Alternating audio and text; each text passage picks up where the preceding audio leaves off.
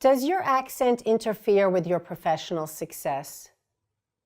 Are you understood the first time? I'm Linda Katz-Wilner. Marjorie Feinstein-Whitaker and I co-founded ESL Rules in 2006. We develop training materials for non-native English speakers to help them be more easily understood in all aspects of their life. Our innovative rules approach to accent modification has been used with clients worldwide, and they have shown excellent success with this approach. Accent modification isn't just about pronouncing the consonants and sounds of American English. It's actually also about learning to use the rhythm, stress, and melody of our language.